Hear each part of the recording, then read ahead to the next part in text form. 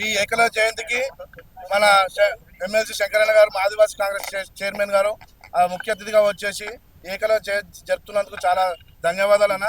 అలాగే ఏకలవ్యుడు అంటే ఇది బొమ్మని ద్రోణాచార్యుని విగ్రహం పెట్టుకొని ఎలాగైతే విల్లు విద్యలు నేర్చుకొని ఎంత ఎదిగాడో ఇవాళ మనం చూస్తున్నాము.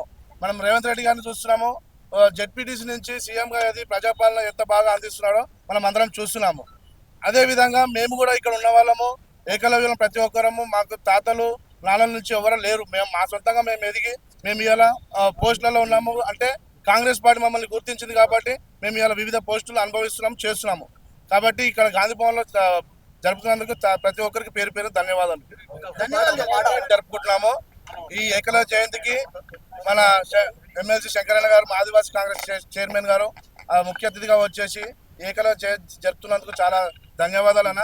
అలాగే ఏకలవ్యుడు అంటే ఇది బొమ్మని ద్రోణాచార్యుని విగ్రహం పెట్టుకొని ఎలాగైతే విల్లు విద్యలు నేర్చుకొని ఎంత ఎదిగాడో ఇవాళ మనం చూస్తున్నాము.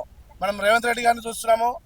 జెడ్పీటీసీ నుంచి సీఎంగా ఎది ప్రజాపాలన ఎంత బాగా అందిస్తున్నాడో మనం అందరం చూస్తున్నాము. అదే విధంగా మేము కూడా ఇక్కడ ఉన్న వాళ్ళము ఏకలవ్యులం ప్రతి ఒక్కరము. మాకు తాతలు నాన్నల నుంచి ఎవరు లేరు. మేము మా సొంతంగా మేము ఎదిగి మేము ఇలా పోస్టులలో ఉన్నాము. అంటే కాంగ్రెస్ పార్టీ మమ్మల్ని గుర్తించింది కాబట్టి మేము ఇలా వివిధ పోస్టులు అనుభవిస్తున్నాము, చేస్తున్నాము. కాబట్టి ఇక్కడ గాంధీ భవన్లో జరుపుతున్నందుకు ప్రతి ఒక్కరికి పేరు పేరు ధన్యవాదాలు. Subscribe us and press the bell icon for more interesting updates.